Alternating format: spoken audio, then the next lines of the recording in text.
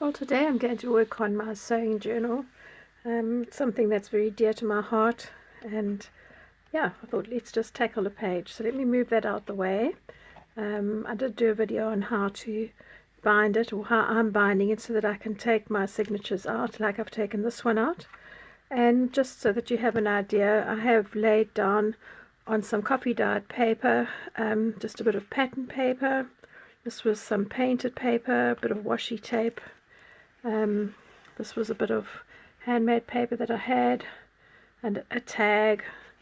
This was interesting. This was coffee dyed paper, and I used those sort of, my gran used to always call them pearly shells, but those shell-shaped noodles. I put them on there, and it drew that kind of pattern, which I really like. This paper I sponged coffee on, and that's washi tape. So those inside pages are pretty plain. Then I've got some scrapbooking paper with washi tape, and at the back just some painted and plain paper.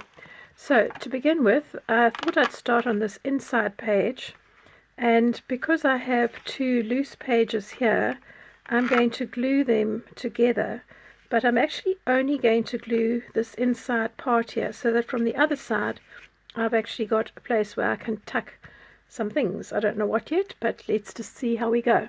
So I'm just going to use my regular glue stick to do that, and I'm running along the bottom of this page, the coffee dyed one.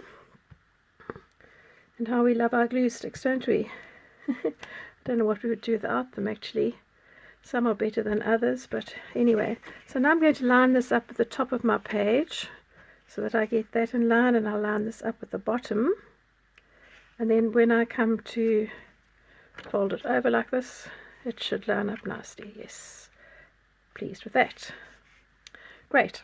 So a little while ago I did a video on how to solar dye fabric, and I like solar dyeing because I do it in a mason jar. I don't know what you call these jars in South Africa. We used to call them console jars in South Africa, but anyway, you know the kind of jars, glass jar with a lid on it, basically is what it is, and you pop them in the sun. So that means that it's not a messy process like some other dyeing things where you've got buckets and buckets of water and things like that. So I did some that I had just dyed with tea, which gives you this lovely sort of soft color depending on how long you leave it in.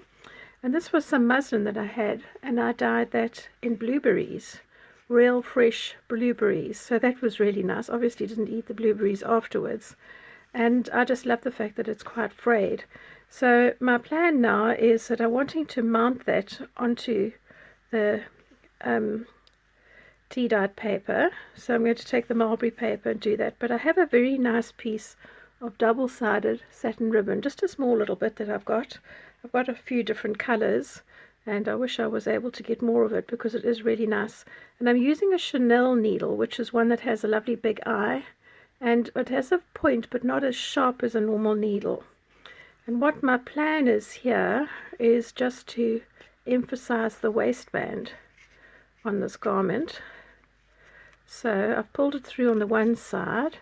I'm now going to thread it this way, pull it through to the other side, because I just felt it was a little bit flat without something there. So let's see if this works. So I've got two tails, and I want to pull them equally. Yeah, I like that. It just adds a little bit of detail to this. So hopefully this is all going to glue nicely together. So I'm going to use for this just a glue stick. I really want to glue the paper part down and then leave these edges quite nice and soft. So let me just find a piece of scrap paper somewhere. I'll just use that. Let me turn this over, and again, coming back to my trusty glue stick, I'm just going to glue around the edges of this piece of paper that I had also tea dyed, and then I had stamped on using my little stamps that I've got in a set with these lovely sort of French images, perfume bottles and the like. There we go. What I want to do now is to make sure that I catch the tails of this ribbon down into the glue like that, so that they don't lift up. And then, so I don't get my page messy, I think I'm just going to work with this here. I'm not worried about creases, so that's not something that phases me. I'm just going to position this here. I've frayed the edge of this blueberry dyed paper, and I've slightly frayed the other paper as well. And I'm really happy with that. So my idea now is that I'm going to take this and I'm going to stick it so that it overlaps these two pages, which is why I needed to glue those inside pages together just on the one side.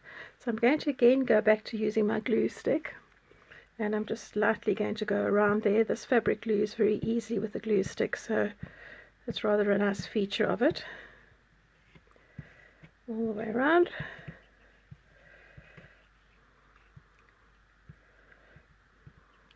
I must say I've done a lot of sewing in my life. It's always been part of me. I had got my first sewing machine, which I still use, when I was 12 years old, and it's a lovely old Bernina, one of those lovely metal ones where everything works, limited in the number of stitches that it does in terms of embroidery. But at one point I was looking around thinking, should I buy a new sewing machine? And I thought, gosh no, if I'm doing embroidery I'd rather do it by hand, so what's the point? I think I might like to actually stick some of this down here, so I think I'm just going to lift the fabric slightly. This was just a piece of diary that I had coffee stained, and then I've got a very, very fine font on a stamp, so I've glued that down. So let me just put a bit of glue on here. I think that will just create some interest in the top of the page. And you'll notice that I'm not doing a lot of inking around the edges and things like that. I don't really want this to be a particularly grungy journal. Some journals lend themselves to that, others not. So yeah, just going to try and hide that 2020 bit. Not going to work. Let me lift this up a bit more. Let's see how that does. Yeah, a little bit more. Oh well, what does it matter? There we go. That will work. Yeah, there we go. So I'm really happy with that. I might even put a tiny little bead on that, or I might just put a little dot of glue later just to hold it. Now I'm going to move my weight to that side of the page, and I have a piece of, oh my fingers are sticky, give me half a second just to wipe my fingers on my towel that I've got here. I had a strip of Daphne's diary paper which I had just made into a ticket, and as it so happens, if I had to put these little press studs from this vintage pack in there, it would actually look really nice with that folded over. So I have prepared this with double-sided tape, and for quite a lot of these things where the card is quite a lot thicker, I like double-sided tape because it carries the weight more easily. That one just came off altogether. That wasn't good. Never mind, it will stick to this one. So you want to make sure that your corners are rubbed down really well, and then you get that piece of tape sticking down. And the reason why it probably didn't stick was because the one tape was overlapping the other. Right, so let's try again now that that one corner is down. Makes such a difference. Such a difference. It's a very clean way of gluing things, but it's not always suitable for everything. And I wanted to have this top piece of turquoise up at the top here. That's really good, so I'm happy with that. That out of frame. Right, the second thing is that I have the sign, a tailor shop sign, and it was on card that I didn't particularly like, so again I've used that same little font, which is very fine, just to cover it a little bit. And then I've cut out for myself a frame, and this little frame I just had a piece of, it was actually I think the inside of a Christmas gift wrap roll, and I'd used it to splatter some paint on things with using the Dilutions shimmer spray. And I've cut out a frame, so it was 12 centimeters long and 7 centimeters wide. Then I folded it in half and I've cut out a little window. You can make that aperture any size. I've got a piece of vellum or tracing paper which I'm going to glue to the inside, and then I'm going to pop my sign in on that into that so that it looks as though it's behind a window. So let's get on with that.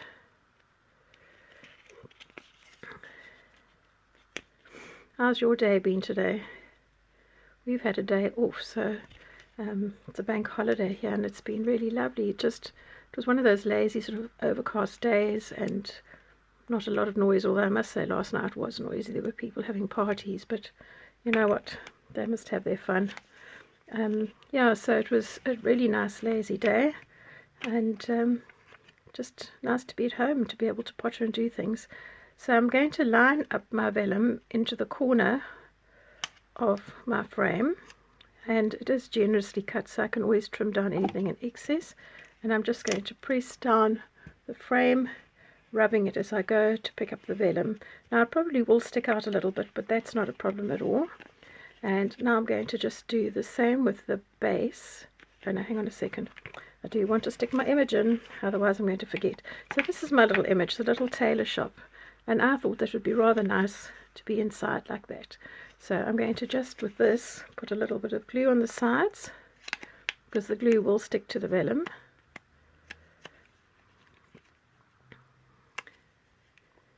Yeah, I just felt this image on its own was going to be too strong. Just needed to have a little bit of subdued feeling to fit in with the whole theme of my journal. There we go. So I can adjust that sign there now. Very happy with that little one. Right, now I'm going to stick the back to the front part of this little frame. Again, using my double-sided tape. And there's no problem at all using a glue stick. I think you just have to be a little bit careful about using a wet glue, like one of your craft glues, because the cardboard might buckle and then it would look unsightly on a frame.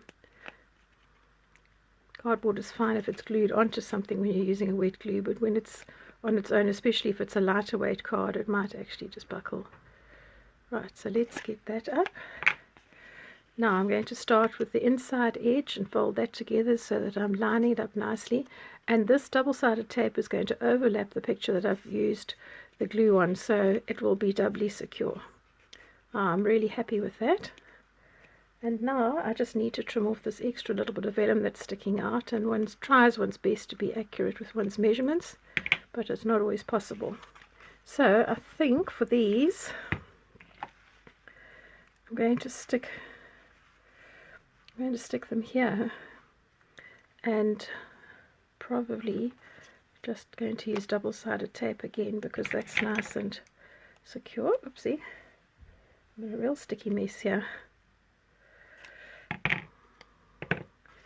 So if you love to do sewing and you've got some things lying around, especially old sewing kit from your youth or your grandparents, it really is a nice way to preserve the memory of that and also make something that you can actually use.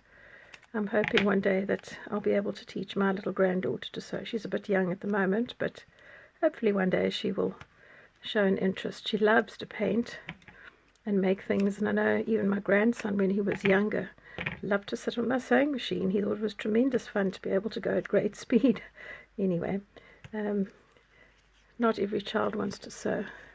Right, so I'm just going to lift this up and stick it down. Whoopsie, that came up all together. Rub down the corners. There we go. You can get your double-sided tape in different widths. I know if you go on the 3M website, which is the one that I use mostly in South Africa, you could even order it in larger widths. So I got some that was probably about, gosh, 35 centimeters wide, and that's how I was able to glue down these sheets of metal that I used for the covers of my books, because you don't want to have a join, otherwise that's going to show through. But having different widths does mean that you have different options. It's so much easier than having to cut down everything every time. Right, so let's put that one at a bit of an angle. Right, so there's our double-page spread for today. I've got some space for doing a little bit of journaling. I've got my little frames, I've got my little tickets and things, I've got my tuck spots here where I can pop something in if I wish to, and all that remains is for this to ultimately come into this book and form part of this lovely sewing journal that I'm making. So thank you for joining me for today, and please look out for the next episode and building up the sewing journal Bye for now.